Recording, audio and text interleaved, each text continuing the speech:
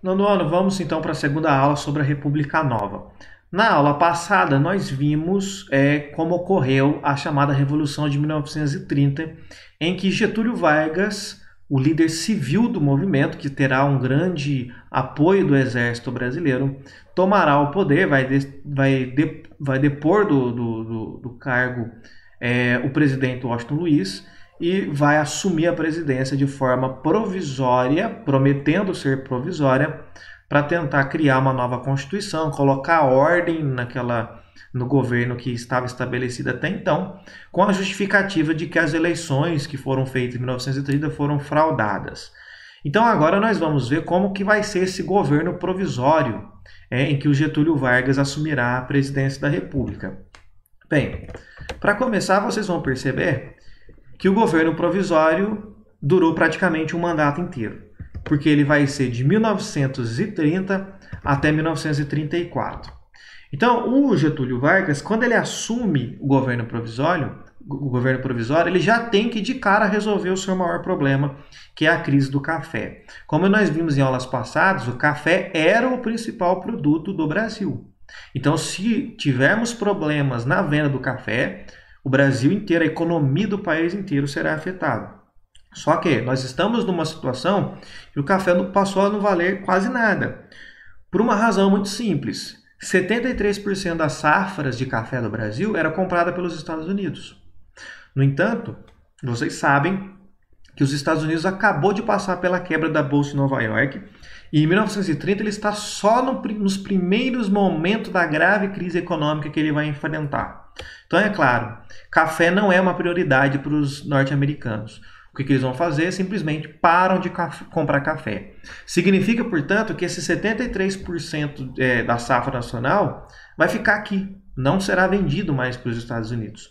Então, como que Vargas vai fazer para solucionar essa crise e tentar também controlar a elite rural que até 1930, até agora há pouquinho, estava controlando também a política nacional? Então, quais serão as medidas? Ele vai criar um Conselho Nacional do Café em 31 e, através desse conselho, vai ficar determinado que o Estado brasileiro vai comprar o excedente de café para queimar. Então, você se lembra que essa prática já existia anteriormente na política do café com leite, tá certo? Então, assim, embora a elite econômica brasileira tenha perdido o poder político, ela ainda continua sendo atendida pelo Estado. Ou seja, o Estado pega o dinheiro dos impostos que a população paga para poder ajudar um grupo pequeno que formava a elite brasileira naquele momento, a elite rural brasileira naquele momento. Com a queima do café que o Estado comprava, o preço vai aumentar, diminui a quantidade de café disponível, o preço sobe, certo? Além disso, vai estimular a policultura e a industrialização no país. Então aqui pelo menos tem um benefício do governo do Vargas. Por que estimular a policultura, gente? Ou seja, diversificar a produção agrícola, para que o Brasil não ficasse, como estava até então, dependente de um único produto. A monocultura é sempre muito perigoso, porque se aquele produto entra em crise, todo mundo entra em crise, toda a economia entra em crise. Só que o Brasil, desde o princípio, sempre trabalhou com monocultura. Então, primeiro foi a cana-de-açúcar, depois vai ser a exploração do metal precioso com a mineração, depois vem o café. Então, sempre se preocupando, sempre priorizando a monocultura, um único produto. Então, agora vai começar a estimular a policultura para não ficar dependente de um produto só e também da industrialização, de se produzir, criar indústria no território brasileiro. Ainda vai tentar, como nós estamos num momento de crise entre grupos políticos diferentes, tentar conciliar os interesses desses grupos diferentes, desses grupos políticos diferentes. Então, por exemplo, nós tínhamos os tenentes, oficiais subalternos, que representavam uma classe média urbana, tá certo? Então, são militares subalternos que representavam uma classe média urbana e que apoiaram o golpe que o Vargas deu, a tomada do poder. Então, Vargas só conseguiu chegar à presidência porque eles ajudaram. Então tem que retribuir agora essa ajuda. Além disso, tinha que tentar ajudar a amansar um pouco a oligarquia rural cafeeira, a elite rural cafeeira que acabou de perder o poder.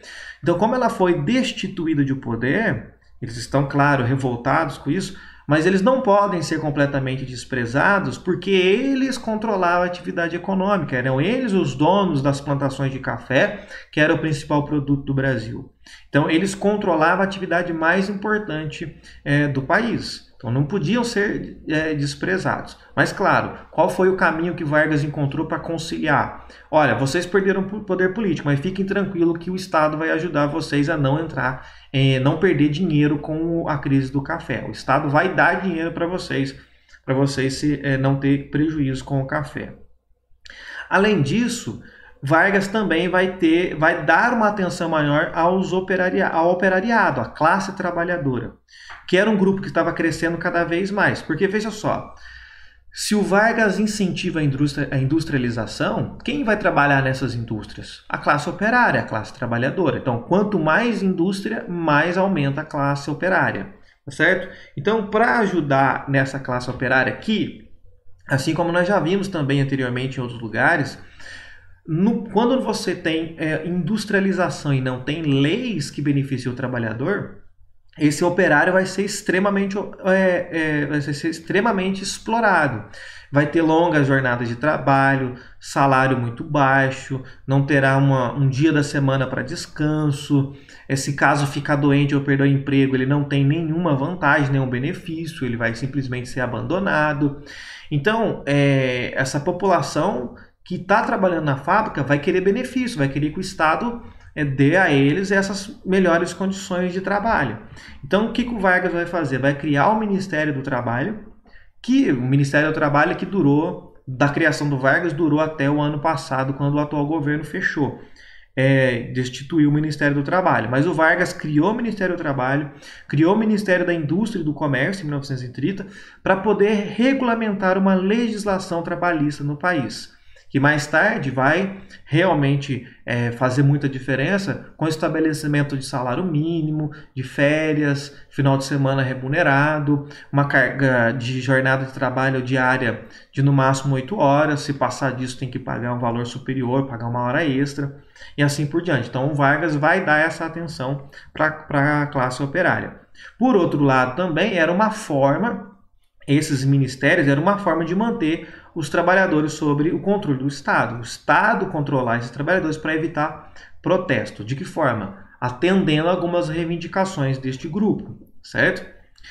Além disso, vai nomear os tenentes, como eu disse agora há pouco. Esses mesmos tenentes aqui que representavam a classe média urbana, eles ajudaram a fazer o Vargas ocupar o poder. Então, qual que vai ser a forma que Vargas vai retribuir essa ajuda?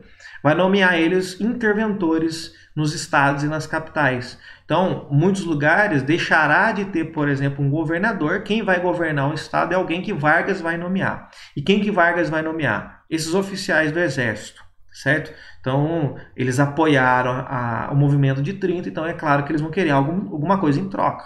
O que eles vão receber? Poder político. Então, Vargas nomeia eles interventores dos estados. Bem, o problema é que nada disso estava previsto em lei. Eles tomaram o poder através de um golpe, através de uma revolução. Enfim, não tem nada que dê amparo para isso. Então, o próprio Getúlio Vargas vai passar a ser questionado sobre a legitimidade dos seus atos. Ou seja, vão questionar ele. Você está fazendo isso baseado em quê? Sob ordem de quem? Autorizado pelo quê? Onde está escrito na Constituição, na lei, que você pode fazer o que está fazendo? E o que ele vai responder? Olha, a revolução que nós fizemos não reconhece as leis anteriores, os direitos adquiridos anteriormente. Estamos propondo algo novo. Então, o que tinha antes não tem valor nenhum, eles não consideram que tenha valor nenhum. Só que nessas alturas do campeonato, o Vargas já estava há 2 anos no poder. Provisoriamente, entre aspas, né? Porque esse provisório já durou 2 anos. E vai durar ainda mais, porque o Vargas não vai querer sair do poder, ele não dava nem sinal de que ia sair do cargo. Lembre-se que quando ele assumiu provisoriamente, uma das promessas que ele fez era abrir eleições imediatamente. Abre-se eleições e aí o vencedor das eleições assume a presidência da República. Mas ele não dava nem sinal de abrir eleições e de sair do cargo. Então vários grupos políticos vão questionar a legitimidade do mandato dele, sobretudo em São Paulo. A elite cafeeira de São Paulo não vai engolir essa revolução, esse golpe do Getúlio Vargas, não vão aceitar. E eles vão reagir. Eles não vão deixar passar barato essa tomada de poder da forma que Vargas fez. Eles vão reagir. E aí, na próxima. Por que eles vão reagir? Porque eles alegavam que isso era inconstitucional. A Constituição vigente não previa nada disso. Tá certo? Então, na próxima aula, nós vamos estudar as reações que o governo de Vargas teve, principalmente no estado de São Paulo, com a chamada Revolução de 1932. Tá certo? Então, não foi unanimidade essa tomada de poder por Getúlio Vargas. Haverá resistência e haverá uma resistência bastante violenta, inclusive. E nós vamos ver na próxima aula um pouco mais sobre essa resistência dos grupos que se opunham ao governo de Getúlio Vargas.